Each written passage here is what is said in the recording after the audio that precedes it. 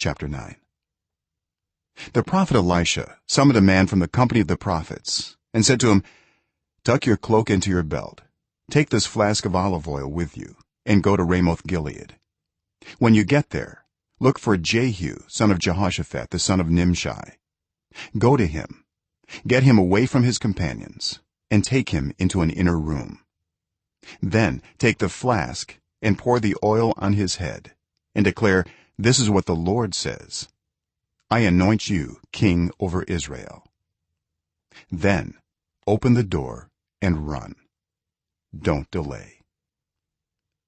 So the young prophet went to Ramoth Gilead. When he arrived, he found the army officers sitting together. I have a message for you, commander, he said. For which of us? Asked Jehu. For you, commander, he replied. Jehu got up and went into the house.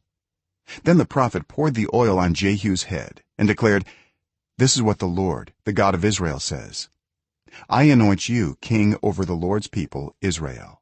You are to destroy the house of Ahab your master, and I will avenge the blood of my servants the prophets and the blood of all the Lord's servants shed by Jezebel. The whole house of Ahab will perish. I will cut off from Ahab every last male in Israel, slave or free. I will make the house of Ahab like the house of Jeroboam son of Nebat, and like the house of Baasha son of Ahijah. As for Jezebel, dogs will devour her on the plot of ground at Jezreel, and no one will bury her. Then he opened the door and ran. When Jehu went out to his fellow officers, one of them asked him, is everything all right? Why did this maniac come to you? You know the man and the sort of things he says, Jehu replied.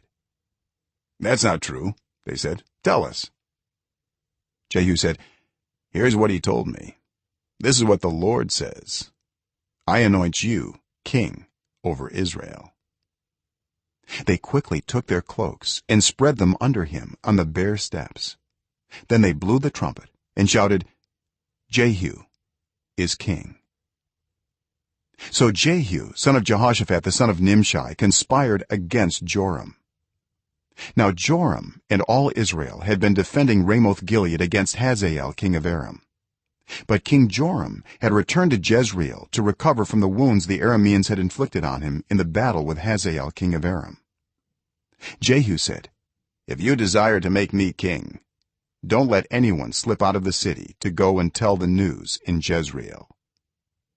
Then he got into his chariot and rode to Jezreel, because Joram was resting there and Ahaziah king of Judah had gone down to see him. When the lookout standing on the tower in Jezreel saw Jehu's troops approaching, he called out, I see some troops coming. Get a horseman, Joram ordered. Send him to meet them and ask, do you come in peace? The horseman rode off to meet Jehu and said, this is what the king says, do you come in peace? What do you have to do with peace? Jehu replied.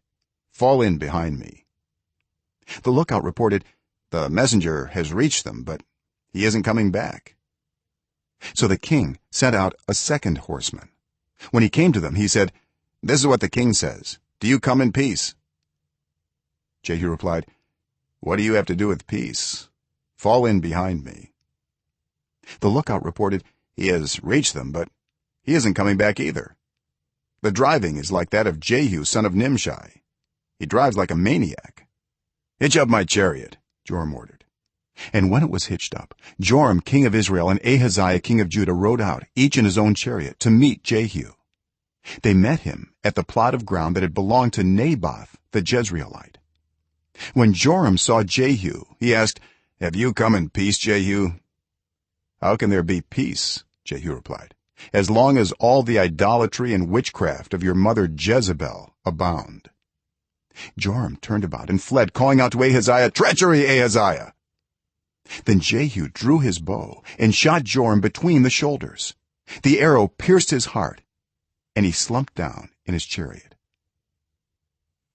Jehu said to Bidkar, his chariot officer, pick him up and throw him on the field that belonged to Naboth the Jezreelite. Remember how you and I were riding together in chariots behind Ahab his father when the lord spoke this prophecy against him? Yesterday I saw the blood of Naboth and the blood of his sons, declares the lord, and I will surely make you pay for it on this plot of ground, declares the lord. Now then, pick him up and throw him on that plot, in accordance with the word of the lord." When Ahaziah king of Judah saw what had happened, he fled up the road to Beth-Hagen. Jehu chased him, shouting, "Kill him too!" They wounded him in his chariot on the way up to Gur near Ibleam, but he escaped to Megiddo and died there. His servants took him by chariot to Jerusalem and buried him with his ancestors in his tomb in the city of David. In the 11th year of Joram son of Ahab, Ahaziah had become king of Judah. Then Jehu went to Jezreel. When Jezebel heard about it, she put on eye makeup, arranged her hair, and looked out of a window. As Jehu entered the gate, she asked, "Have you come in peace, you Zimri, you murderer of your master?" He looked up at the window and called out, "Who is on my side? Who?" 2 or 3 eunuchs looked down at him. "Throw her down," Jehu said. So they threw her down, and some of her blood spattered the wall and the horses as they trampled her underfoot. Jehu went in and ate and drank. "Take care of that cursed woman," he said, "and bury her, for she was a king's daughter." But when they went out to bury her, they found nothing except her skull, her feet, and her hands. They went back and told Jehu, who said, "This is the word of the lord that he spoke through his servant Elijah the Tishbite. On the plot of ground at Jezreel, dogs will devour Jezebel's flesh. Jezebel's body will be like dung on the ground in the plot at Jezreel, so that no one will be able to say, 'This is Jezebel.'"